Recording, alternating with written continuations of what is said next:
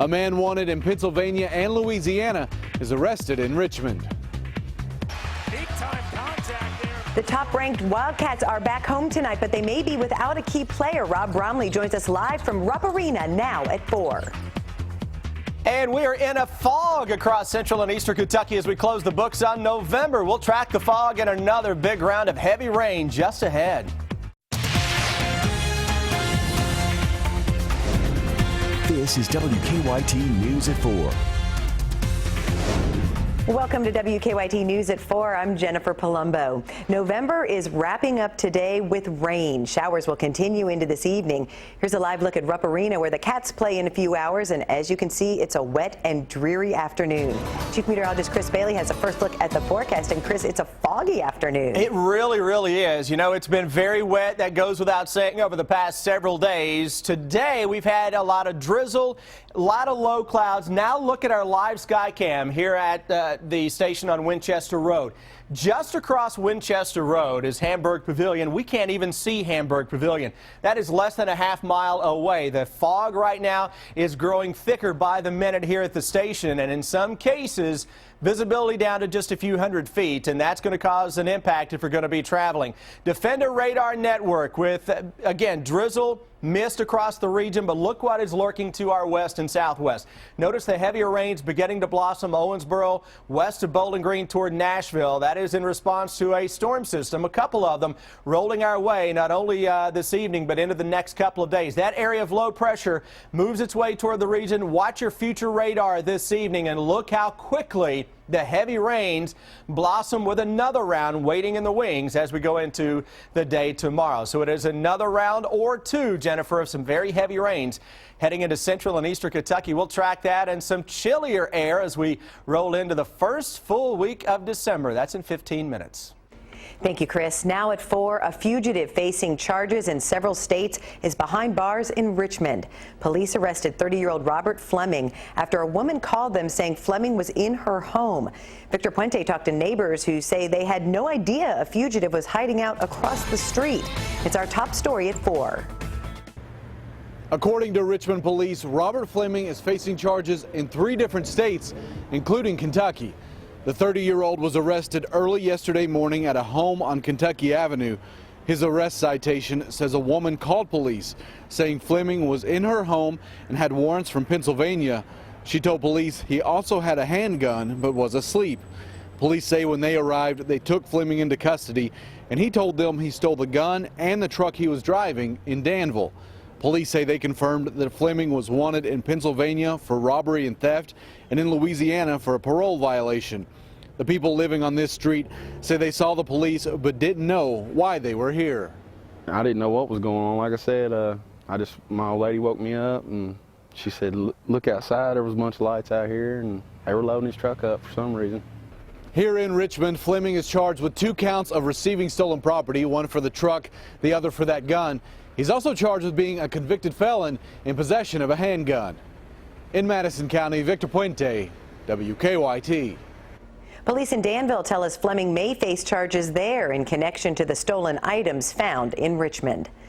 A Central Kentucky woman says she was attacked while jogging this weekend. Now the Clark County Sheriff's Office is looking for clues.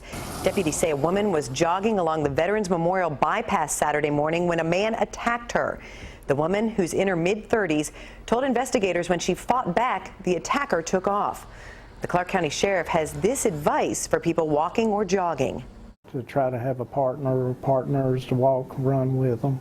It just makes it safer, period. You know, it's the day and age that we live in now. If you must walk by yourself, then we discourage the use of headphones or anything that would take away your attention.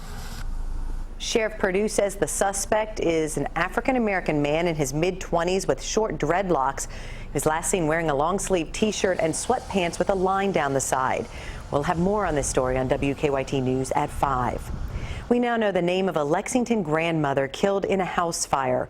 Her daughters tell us 63-year-old Patricia Washington died in a fire last night in a duplex on Clays Mill Road near Harrodsburg Road. Firefighters were able to put out the fire quickly. When they went inside the duplex, they found Washington's body. They tell us it appears there were no smoke detectors. We encourage everybody to change their detectors twice a year. When you change your clocks, that's just an easy way to remember it. Firefighters also say Washington relied on an oxygen tank, and paramedics had been called to the home before. We'll have more on her and the investigation into the fire on WKYT News at 5. Our reporters are working on a number of other stories for WKYT starting at 4:30. Sam Dick joins us from the newsroom with a look at some of the news in progress. Good afternoon, Sam. Good afternoon, Jennifer. State officials gathering today for a ribbon-cutting ceremony in Bourbon County to celebrate the completion of a reconstruction project. US 68 has been widened from 2 to 4 lanes between Paris and Millersburg, covering 6 miles. The cost of the project, $26.5 million, and it took nearly 3.5 years to complete. Highway 68 is also known as Maysville Road. It's been open to traffic since 1835, and that is 180 years.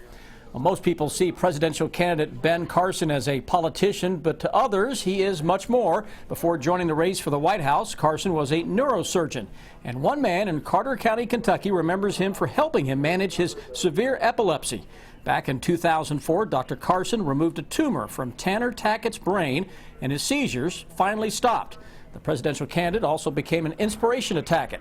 Because of him, Tackett is also pursuing a career in pediatric medicine. And you'll hear from Tackett ahead on WKYT News at 4:30. That's a quick look at some of the news in progress. Jennifer, back to you.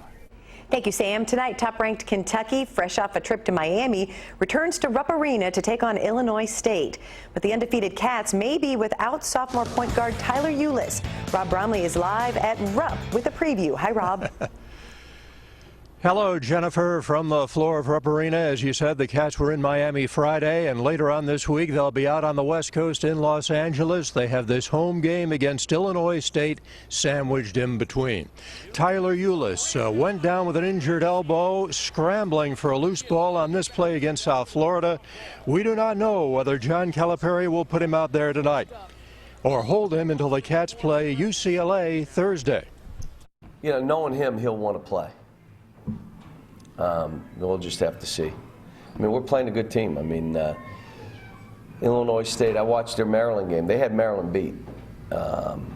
They've got the quick guard, Lee. I'm not sure what we'll be able to do with him. They got a kid, Purcell, that's scoring 16, 17 a game. Will be a tough matchup for us, depending on how we play. So it is Illinois State tonight, 7 o'clock tip on ESPN2 as the Wildcats try to remain undefeated. They stay on top in both major polls, as would be expected. Coming up at 5 o'clock, Cal always talking about toughness. He likes, though, Jennifer, the competition that he's seeing in practice at positions. We'll have that for you in the next hour. From now, that's it from here on the floor of Rupp. Jennifer, back to you.